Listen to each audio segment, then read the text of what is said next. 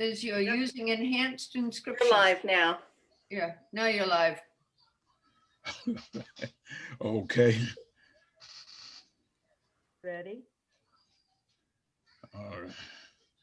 I think where am I here? I'm on someplace y'all ain't, that's for sure.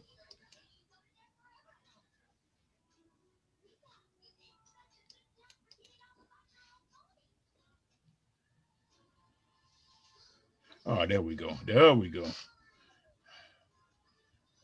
Come on.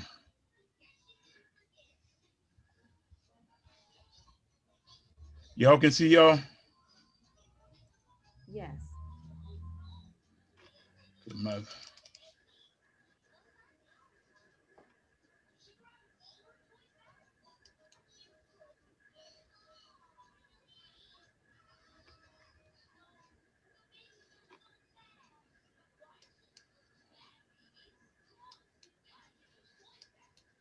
Okay, now I'm back. I got it now. All right.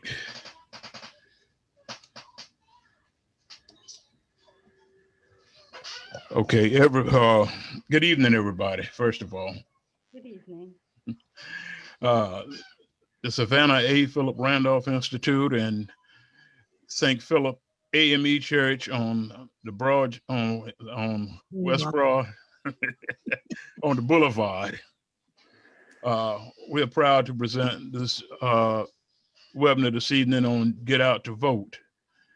Our host this evening will be the beautiful lady, Miss Kim Gusby, who has all the questions and the answers for all of us with the big pretty smile.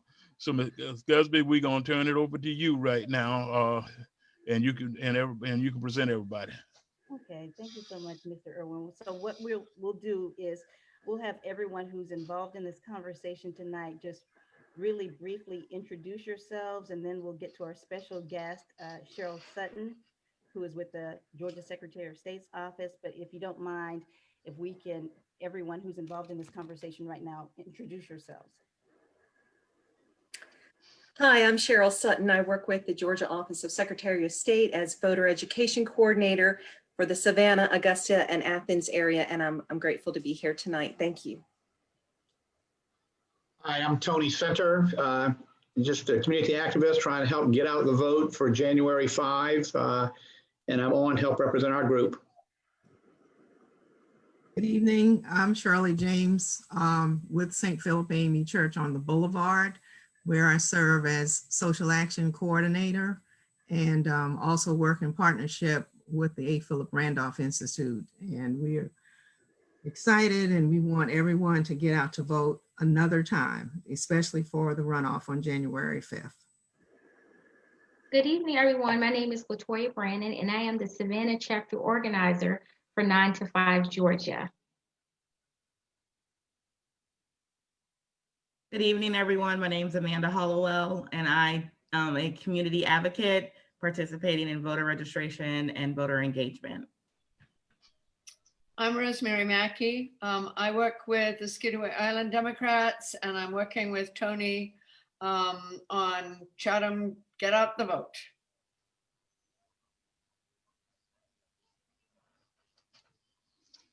Okay, is that everyone? Well, good evening, everybody. Again, my name is Jerome Irwin. I'm president of the A. Philip Randolph Institute here in Savannah. And I just want to get everybody to know how important it is to go back to the polls and to understand the seriousness of this election and get back out and go to the polls and cast your ballots. And if you're not registered, see one of us to get registered to vote. You can register by December 5th. So let us get back to the polls and register to vote. It is very important. Ms. Raines. Okay, so we've heard from Cheryl briefly. She introduced herself, and she's the voter education coordinator of the Georgia Secretary of State's office, and she'll be providing us with some pertinent information as we prepare to head to the polls January 2021. As you know, all eyes are on Georgia as we head to 3 important runoff elections. 2 hotly contested U.S. Senate seats are in the spotlight, but we also have to decide on who will hold the seat of Public Service Commissioner. And the runoff in Georgia is an extension of the November 3rd general election, where none of the candidates were able to draw 50% of the vote. Republican incumbent Senator David Perdue faces Democratic challenger John Ossoff, and Republican Senator Kelly Loeffler faces Democratic challenger Reverend Raphael Warnock. In the race for Public Service Commissioner, incumbent Lauren Bubba McDonald will face Democratic opponent Daniel Blackman. And we're going to bring Cheryl back into this conversation right now because she wants to explain to us some of the election laws as well as other pertinent information before we head back to the polls. Cheryl? Thanks so much, Kim. I appreciate your introduction. And thank you, Mr. Irwin and Shirley James, for all that you've done to help with voter education in Georgia for many months now. I want to show you a presentation about voter education here in Georgia for the upcoming January 5th federal elections runoff. So I'm going to share my screen here as I have a lot of information to share.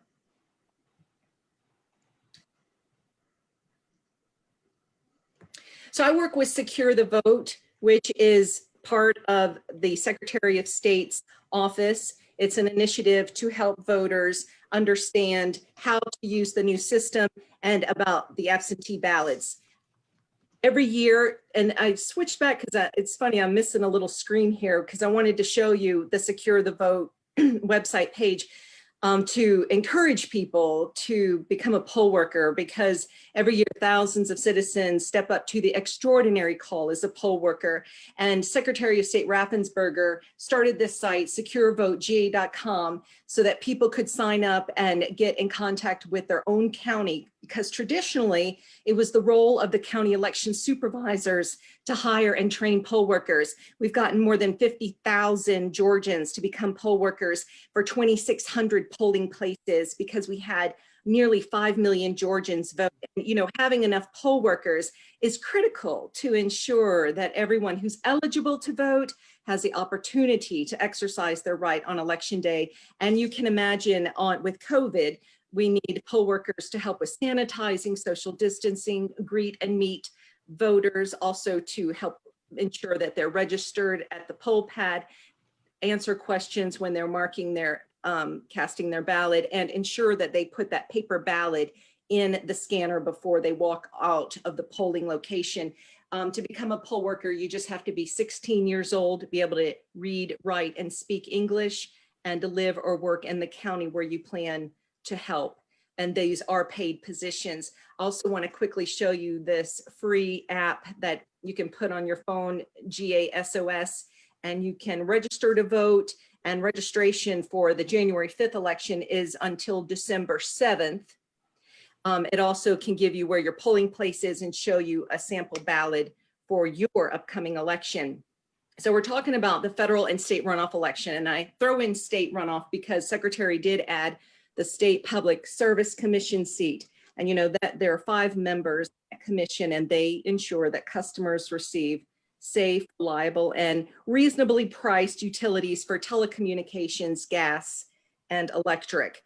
I want to quickly mention to people who may feel a little confused about the date of December 1st. December 1st runoffs are for a local runoff elections. So if you live in the Atlanta area, there's 3 contests that will be going on December 1st. And if you live in Clark and Oconee, that's another area that I help service, or Polk County or Adairsville. But we're mostly talking to Chatham voters right now, and maybe some nearby areas like Liberty and Effingham and Bryan. So none of the December 1st local runoffs affect you. So here's a question I get commonly. If I didn't vote in the general election, can I vote in the runoff?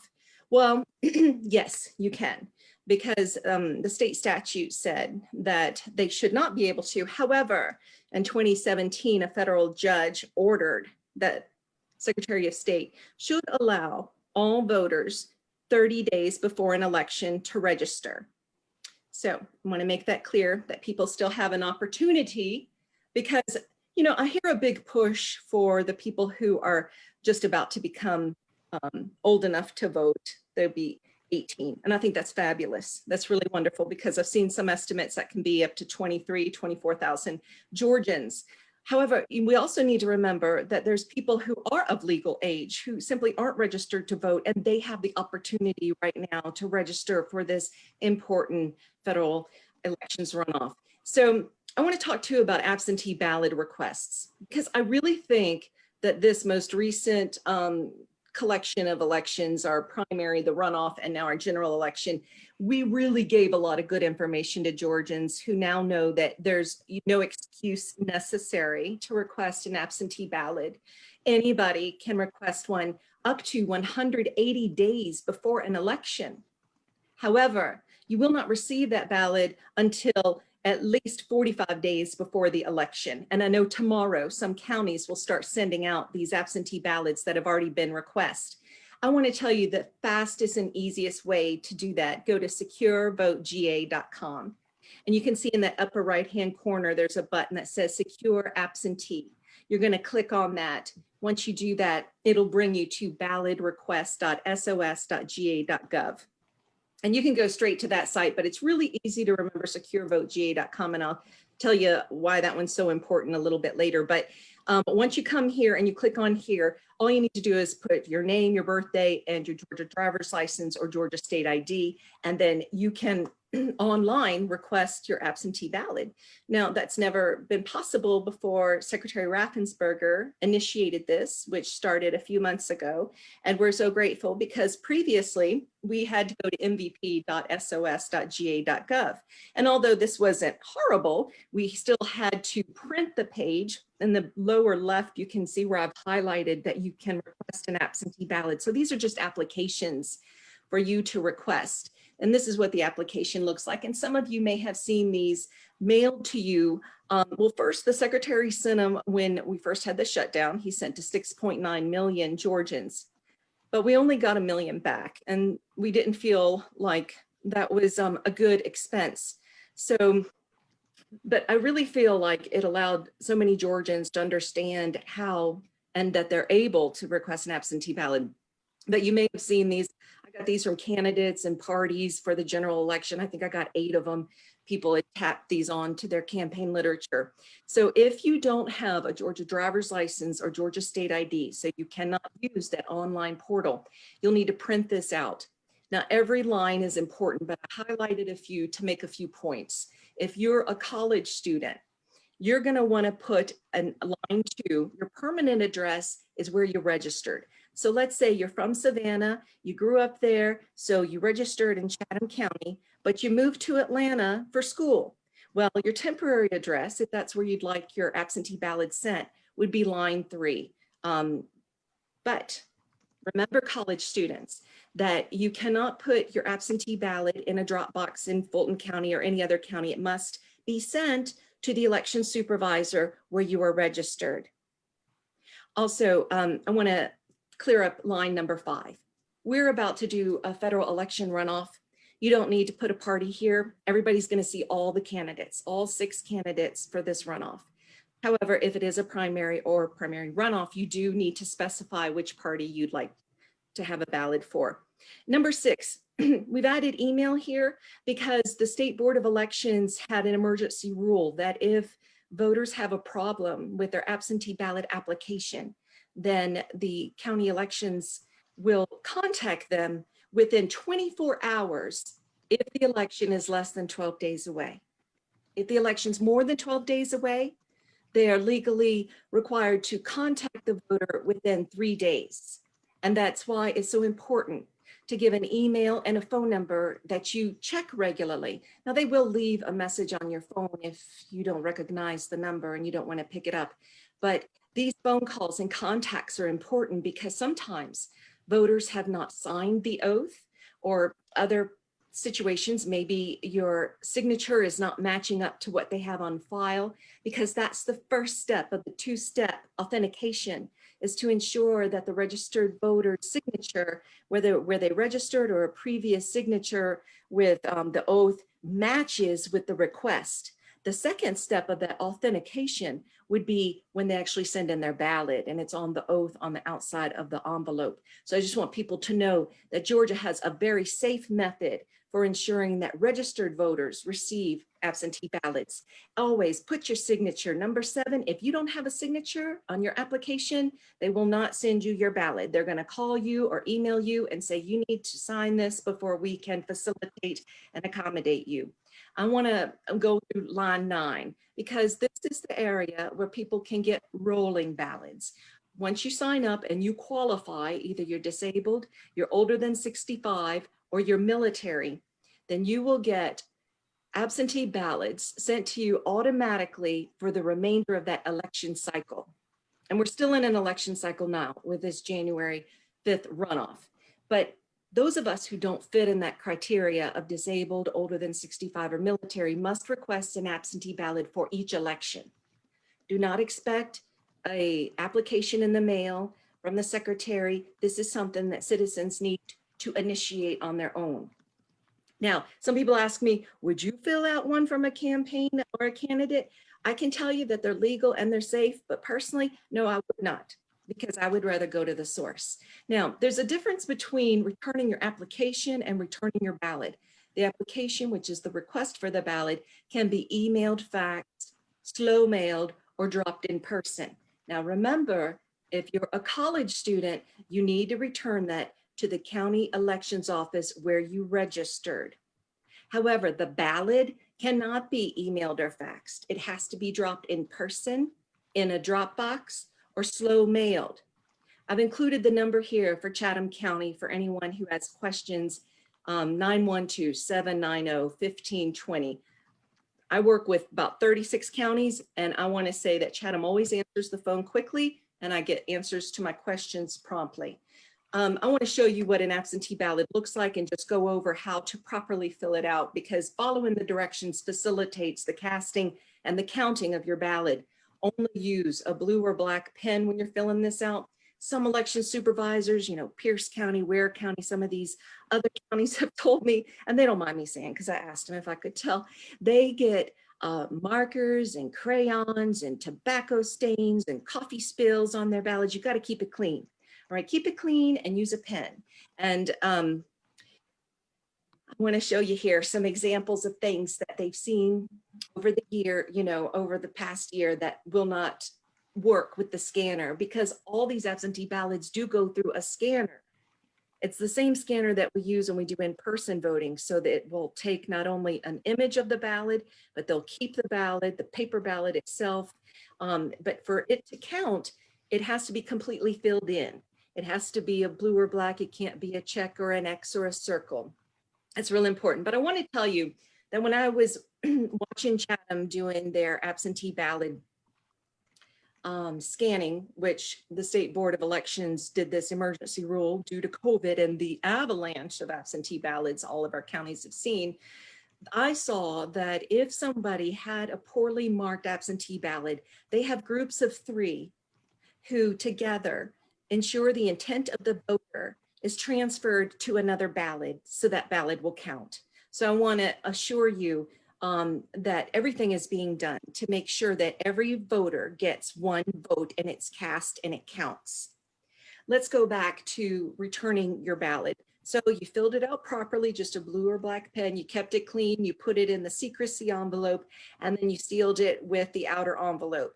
If you don't put a signature here on the back affirming that you are the registered voter and that you haven't voted any other way in this election, they're going to call or email you, and you're going to have to go up there and fix it. So it's imperative that you sign this. The number one reason absentee ballots are rejected is they miss the deadline. The deadline is always election day before 7 p.m.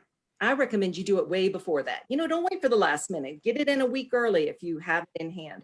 Also, the second biggest reason absentee ballots are rejected is there's no signature on that oath. So make sure you sign it. I just want to tell you real quick that in Georgia, our absentee ballot rejection rate is less than 1%. And I mean, it flips around, but it's around 2.8, 1.15. It's very low. It's very low. Nationally, it's 1.7. And I've seen some cities where their elections absentee ballot rejection is as high as more than 3%, but not in Georgia. Okay, now how do you track that ballot?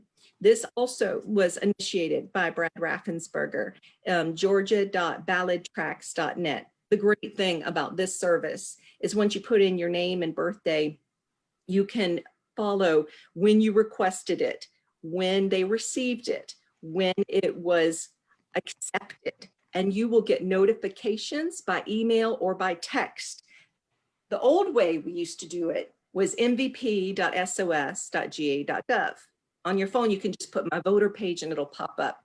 This is my own primary notification, but with this kind of notification, I have to, it's on demand. I have to go and initiate it and see that it was accepted.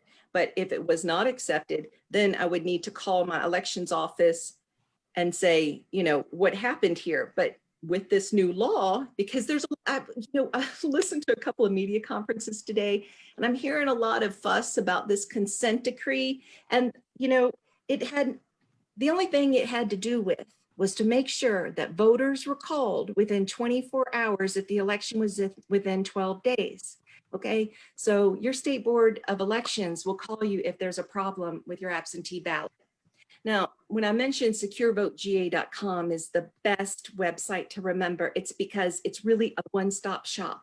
You can request your absentee ballot there by clicking, you'll see this on the landing page, or you can find out where your county's drop boxes are, where to mail it, fax it, email it, and then you can also get a link to that ballot tracks to track your absentee ballot.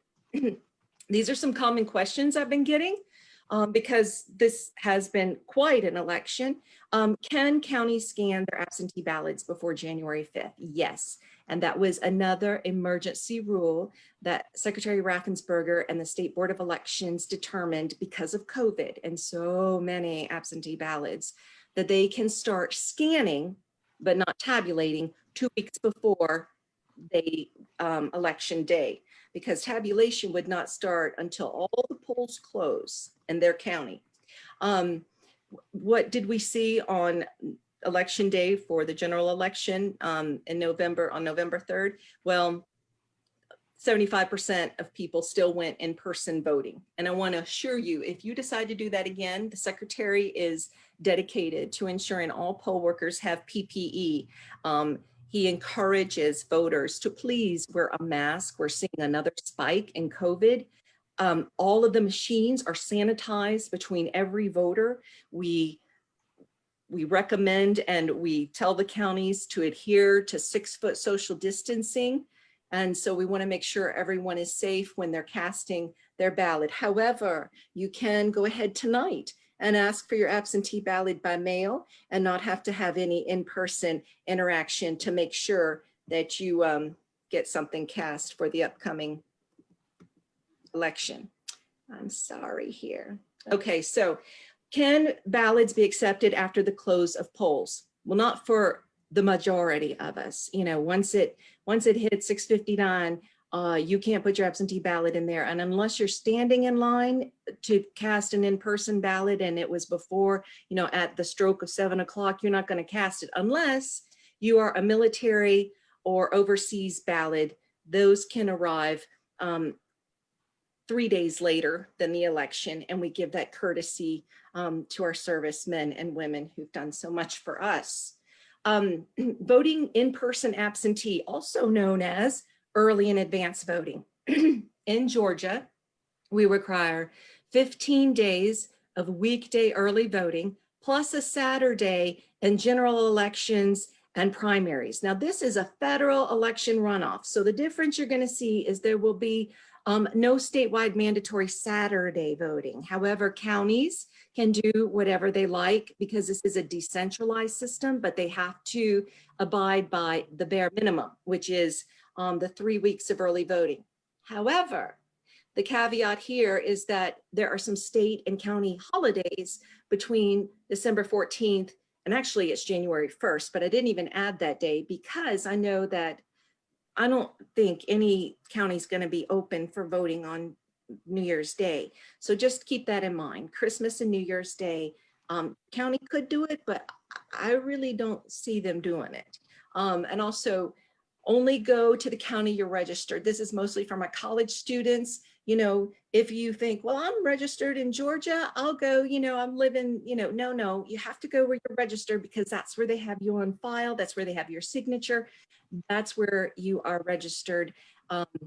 Another good point, the wonderful thing about early and advanced voting is you can go to any precinct that's open.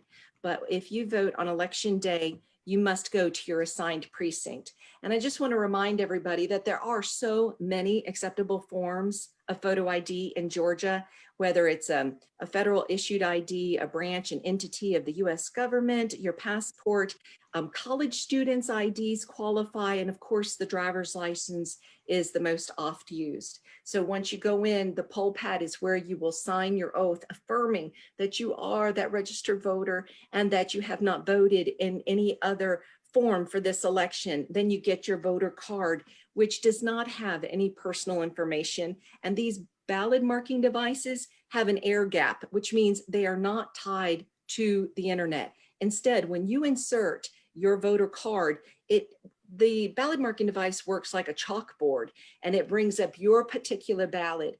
And as you advance the ballot, you can make changes. Previously, when we had those direct reporting devices for 20 years nearly, it quickly went away. We couldn't review it or change it.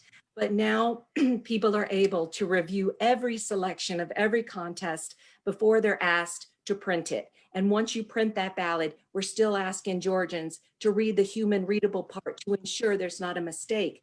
But if there is, you can raise your hand, pardon me, and a poll worker will come over and legally spoil the ballot and help you to make your intent known properly. Now, one reason Raffensperger, the Secretary of State, knew we needed more poll workers and started this drive a year ago was because the paper ballots required voters to scan them.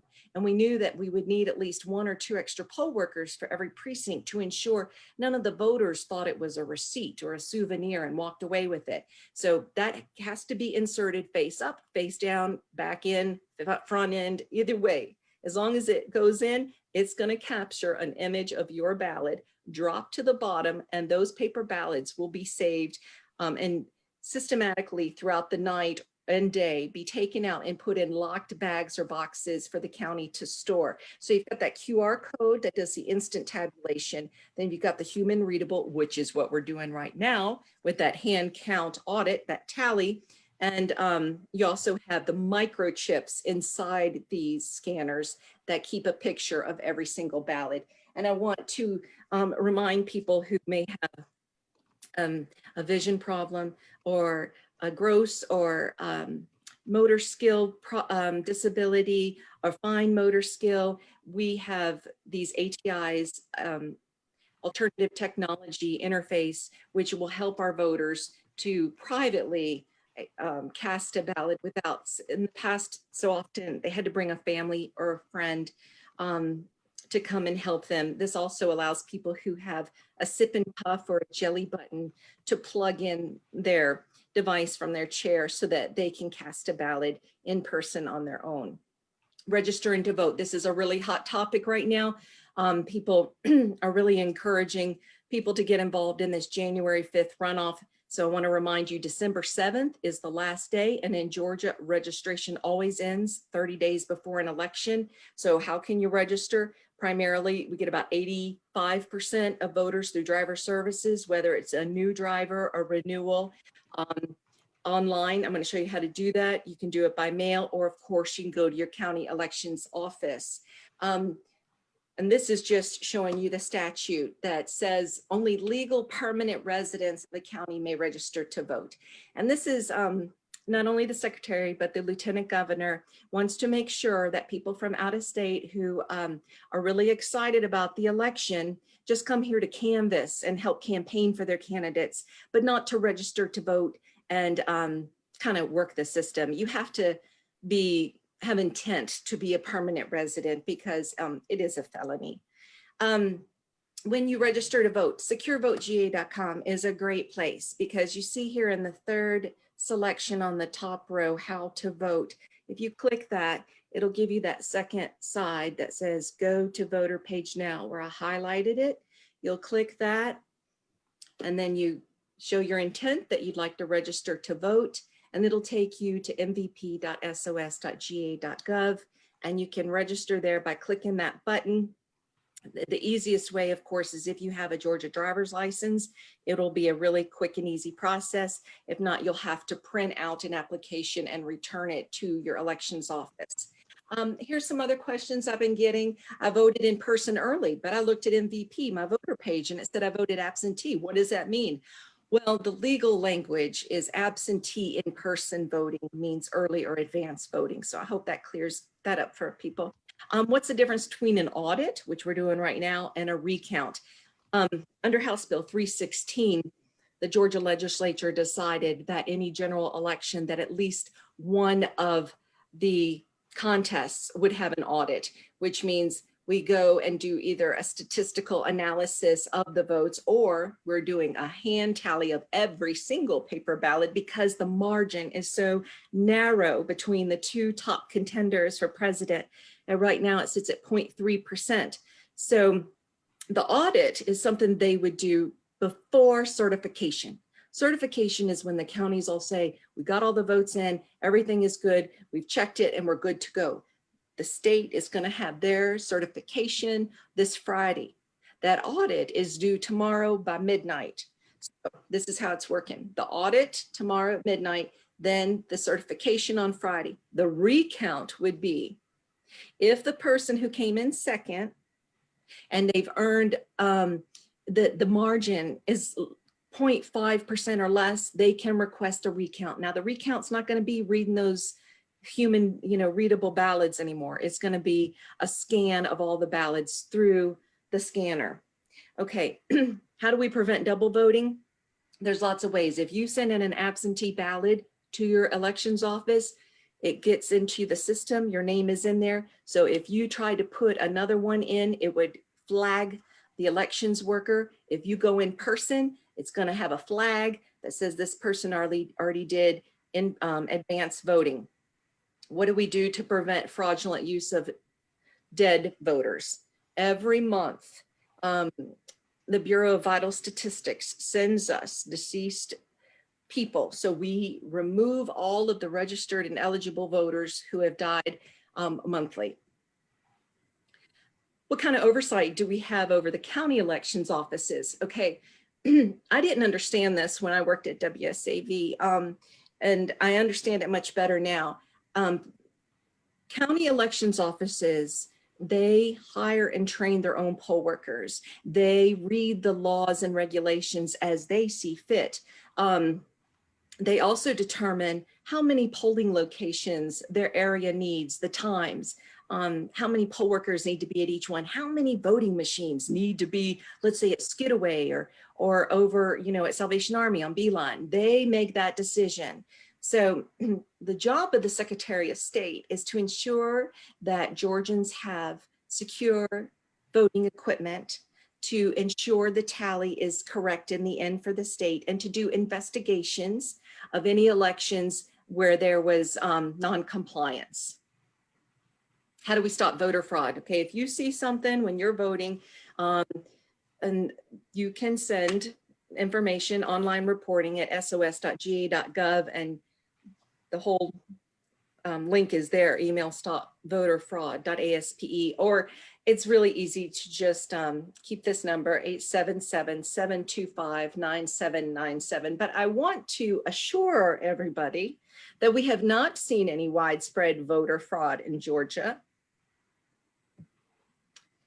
All right, I want to give some dates that are important to remember. December 7th is the last day to register to vote if you want to cast a ballot. January 5th. That's December 7th. So it's always 30 days before an election. If you're already registered, you don't need to do it again. You don't need to register for each election. On the 14th, you can start going into your local county precincts and vote early in person. January 5th is the Election day and absentee ballot deadline is at 7 p.m. And sorry that I took up so much time, but I thought it was important to give people all of this information again. We find the most mistakes with new voters and young voters. Just want to make sure everybody's prepared and has ample time to meet all the deadlines. Kim, you're on mute. There we go. There we go. You were really thorough with your presentation. Thank you so much for all of that information. I do have a couple of questions though, because with the holiday season approaching, and normally this time of year, the Postal Service is very busy with holiday mail. Do you suggest that people mail those ballots back in during this time? No, I love the drop boxes, and I know in Chatham you have 9. I think that's right. You know, some counties that I work with don't even have 1, but the drop box, you don't need postage. You can do it any time of day or night because they come every 24 hours to collect those ballots. It's under surveillance, it's safe. So it would be like dropping off at a post office box, but you don't pay for the postage. And also not only because of the holiday season, which was a great point, Kim, but we'd also seen that there was slowdown of service before this. So unless you're giving yourself 3 weeks, I would not recommend it. Can you stress the importance once again of this runoff election and tell folks what's really at stake? Okay, so Georgia has a very interesting position right now because the 2 seats will determine, or could determine, which party controls the Senate. And the Senate has a lot of different, senators have a lot of different responsibilities. They sign treaties, they also confirm judges and federal commissioned and uniformed people, cabinet secretaries. They also carry on impeachment proceedings. They also have the power to vote for a VP if there's no majority of electoral votes. That's what senators do. And so our 2 senators are up for re-election, or, you know, we have some other candidates challenging them. And ordinarily we wouldn't have this. Usually it's a staggered election because they have 6-year periods. And so that's why the national spotlight is on Georgia. And it really is considered very important to people because the control of the Senate will be possibly quite determined by how people cast their ballots in Georgia. I have another question, and then I'll open up questioning to some of the other panelists. And you mentioned poll workers, and they really are the unsung heroes of the election process. What type of criteria do you need to become a poll worker? What type of training do they go through? Mm-hmm. Well, the training would vary by county because it's up to them to determine how many hours. I know typically it's 3 to 4 hours. You do get paid. However, if you don't go to your job on election day, they don't usually pay you for training. Or if you shortchange them on election day, like all poll workers work all day. My daughter, 17, worked, and she went in at 5:30 in the morning and got off at 9 o'clock that night. If she had left, like, let's say at 2 o'clock in the afternoon and said, boy, I'm just over it, you don't get paid. Okay, so I told you all the bad stuff. The good stuff is you just have to be 16, be able to read, write, and speak English, live or work in the county where you want to apply to work. And then you have to go through the county process of becoming a worker for them. Counties differ on how much they pay. Chatham has a really good pay rate. The first entry-level jobs start at $165. Hey, Tony. Hey, Cheryl, would you add this? There's a special law in Georgia called STEP, which encourages school students to go. They may not be marked absent and they get paid. I talked to Savannah SEC PSS about this. Be nice if Secretary of State reminded the state schools. It's a great opportunity for students. Most of the poll workers are older. Older people get so much more encouraged when they work with younger people. Plus, younger people are not as afraid of the new equipment as we are, and I really would like you to help encourage the schools to follow this STEP program, which is part of our Georgia law, if you talk about that. Yeah, no, that is very good. And Those counties do participate, that they have a collaboration with the school board. My daughter just had to tell her teachers the day before, even though she's remote learning because of COVID. But yeah, you have an excused absence. And also the younger workers are so important because this equipment is heavy. This is a ballot marking device that I have in my house. And I want to say, it's probably 7 pounds, and that doesn't sound like a big deal, but when you're carrying hundreds of these into a precinct, plus you have 50-pound emergency batteries, and you've got printers, and you've got those big scanners, and the traditional age of our poll workers was 72 years old. It's just nice to have a nice influx of young people to help with that. Thank you. Do we have any other questions?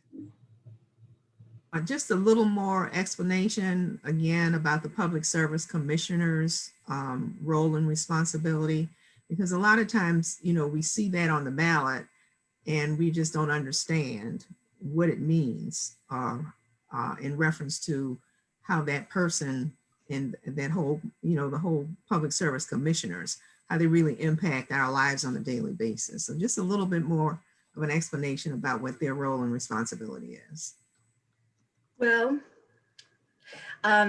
they make sure to investigate to make sure that we are getting the best, most reasonable rate for either our phone service, our cell phone service, our gas, or electric. So it's their duty to ensure that they are good stewards working with the utility companies, that the utility companies are giving us the best service for the best rate. That's how I explain it. But if somebody else wants to help out, I appreciate it. That's good. And I have another question about one of the categories of persons who are eligible to vote in the state of Georgia. And just again, to give a good explanation of what off paper means for persons who have at one point in time been incarcerated. And then it's my understanding as well is that there may be some persons who are currently incarcerated, but since the charges have not been made yet, that they may also be eligible to register because they haven't come before, the judge or whatever it is in reference to see what the charges are, whether they're guilty or not. So just a little more explanation on what off paper means, and do they have to be off paper by December 7th? All right, and Shirley, that Randolph would do the best job on this. Your slay. But I will tell you that unless you have been convicted of a felony, then you have not lost your right to vote. If you have been convicted of a felony, but you have served your time and paid your fines, then you are eligible to vote. So if any time before December 7th and you're already registered, you can register. Well, you got to register first before December 7th or on December 7th by midnight. So if you're clear, you've paid your fines and done your time, then please register to vote and get involved with the system so that you can cast a ballot. Thank you. You're welcome. Shirley's my friend. Everybody's friend. Any other questions? Now, Cheryl, I do have one question. My mom is 76 years old, and I know that you mentioned that certain people, if you're a certain age, you don't have to request an absentee ballot. You will automatically get that ballot, the request for that ballot. At what point, if you do not receive it, do you need to contact the elections office?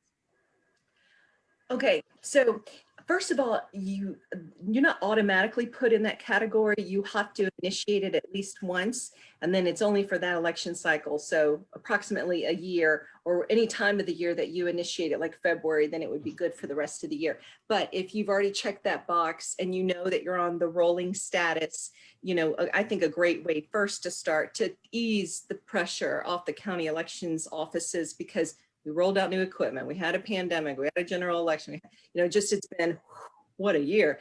I would first go to ballottracks.net, georgia.ballottracks.net, or securevotegeorgia.com to see if you can find out if it's been sent out Because I know I looked for my absentee and I remember seeing, wow, it's been sent out, but it's been days. What happened? What happened? So I gave it an extra week. But my recommendation is if it's 10 days before the election and you don't have your absentee ballot and you requested it at least a week before, you need to call. You need to get things moving. You need to find out what happened, and if you don't get it within, 3 or 4 days before the election, you need to start making plans where you're going to vote. I would say if you don't get it before the last couple days of early advance voting, you might want to take advantage of early advance voting. But when you go in, they're going to say, hey, but look, you got an absentee ballot. You're going to have to sign a cure affidavit, which affirms that you did not use that absentee ballot. And then they'll give you the voter card like this so that you can cast a ballot. But, a week before, if it's 4 days before, vote in person. I have a follow-up question with that too, in reference to persons who were 65 or over, had the absentee ballot, checked the little box, but decided to surrender their ballot in November. Does that person have to request an absentee ballot again, even though we're in the same cycle? That is a very good question, Shirley, because me and Randolph, Mr. Slay, were talking about this just the other day. And Chatham had a rule that if you had rolling ballots, but you interrupted the service by surrendering an absentee to vote in person, then you would have to request again. But it's my understanding that at this most recent election, when people surrendered, they were given a sheet of paper with a box to say, I just want to do it this once, or I want to do it for the remainder of the election cycle. He said the majority of voters selected just that one time. So rolling ballots should get those. Other places around the state, that's not a regulation in the state code. So people will get their rolling ballots if they voted in person. Okay, well, I did have another experience with that because when I surrendered the ballot, I was not told to do what you just said. I was only asked to, with my ballot, to, in the presence of the person, the worker, to sign canceled and sign my name. And then that person took my ballot. So I wasn't given the option to say whether I wanted to remain in the rolling system or not. So I did go ahead and submit another application. That's good. Safe, but I think that we need to share that information with persons just to be on the safe side, because I'm not sure that everybody handled it, each worker. And I know that, there were some new poll workers and everything, but that may be something that we need to make sure that we share information about. I think it's best to, in those cases, maybe to go ahead and submit the application for another absentee ballot if they were not given that choice when they surrendered. I agree with you because they'll make sure to just send you one. Mm-hmm. Okay. Cheryl, I do have another question, and this is in regards to polling locations, because I know that we still had a few viewers who called us to let us know that they had problems at their location, that their location had been switched to another location. How can we minimize some of the confusion with, people going to the right polling place? Well, when you go to my voter page, it should have on election day what your precinct is. Like I know I live in McDuffie County now. When I go, it says Main Street. Now, Chatham, with the primary, a lot of polling places backed out. They were concerned about the COVID and stuff. So if I was still a Chatham voter, because I used to live and vote in Chatham, I would go to their Facebook page because they're really good about putting updates if a precinct has been consolidated or moved for any reason. We'd love to always send everybody prompt information, but a little bit of the onus is on the voter.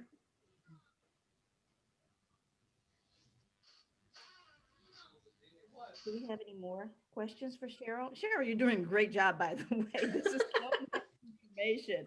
We really appreciate it. Does anyone else have any questions for Cheryl?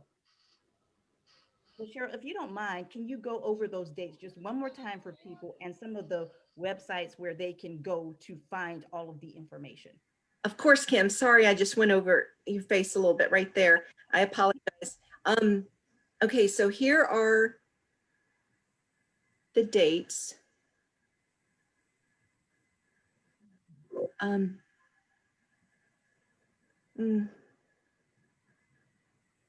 Okay, so the last day to register to vote is in Georgia is always 30 days before an election. So for January 5th, it's December 7th at midnight. That's a Monday. Advanced voting starts on December 14th. It's 15 days of weekdays of early or advanced voting. When you're looking to see if your voting status, it may say absentee in person. There'll be no Saturday voting for this federal elections runoff. And I can almost guarantee you, but I can't speak for every 159 counties in our state, but Christmas Day, New Year's Day, I do not think there'll be any polling. So please don't expect to vote on those days.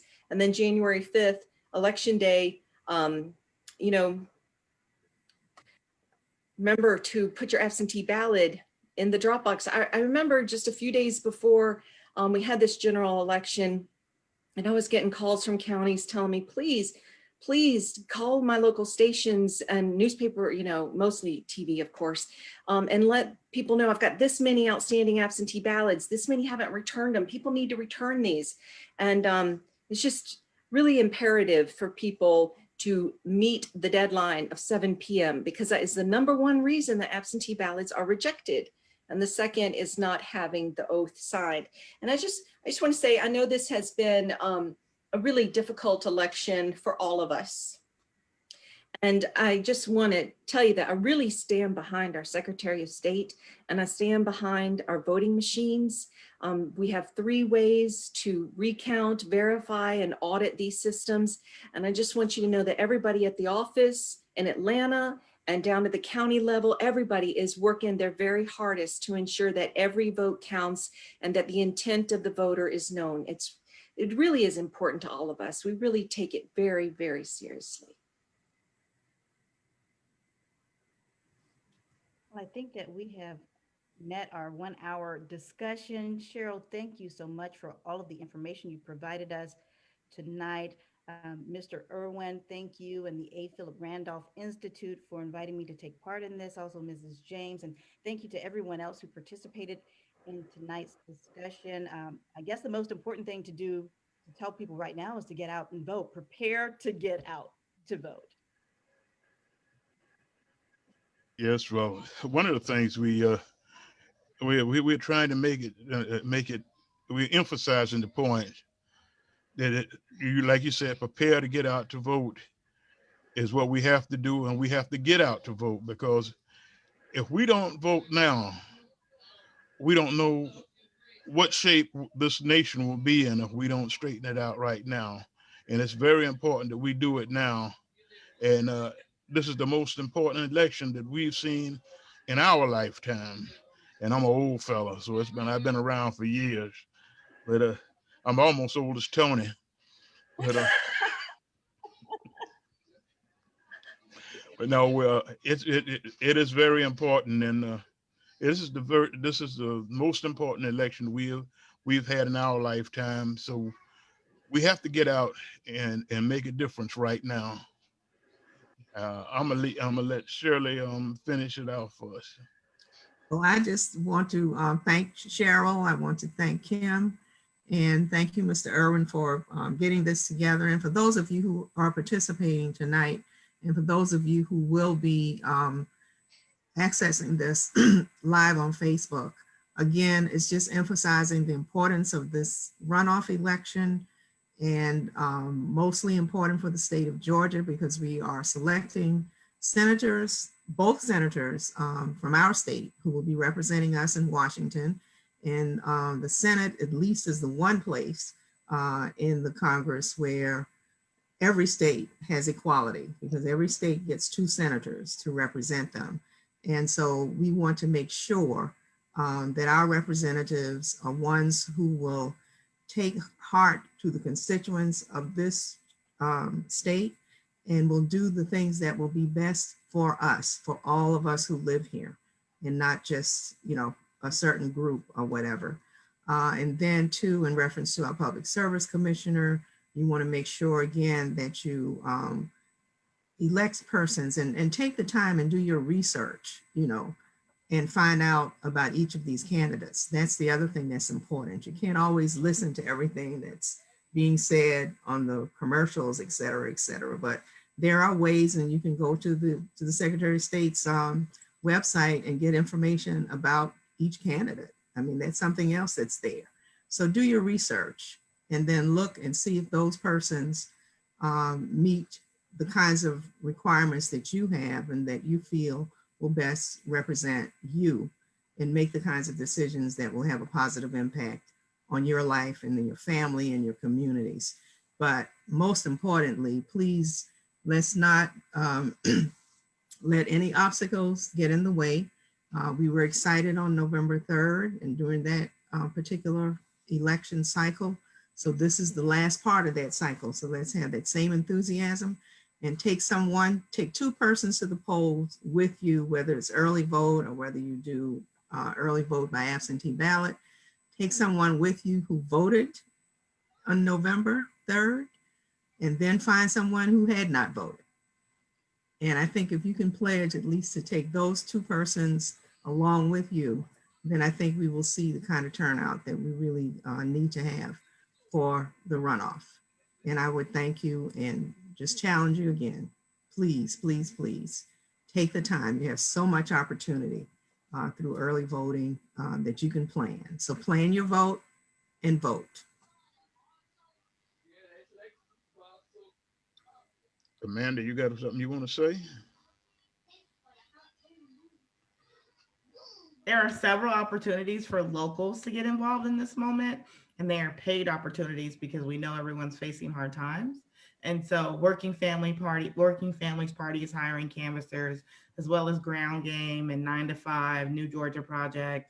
I don't know if Black Voters Matter is giving out a stipend as well, but yes, you can volunteer, but you can also be paid, especially during this time right before the holidays. It's a great way to just get a little extra cash. We know folks are hurting. And so there's several resources out there for folks to be paid canvassers as we do this get out the vote effort here in Savannah. Also, if you're out of town or have out of town supporters, please ask them to donate to these large campaigns of folks who are nonpartisan, bipartisan, who are trying to do this get out the vote and voter engagement work. We need your dollars or your treasure rather, more than we need your presence, because COVID is real and we have limited resources here to service an influx of folks in our county. So there's great paid opportunities and there's great virtual volunteer opportunities that you could do to help get out the vote.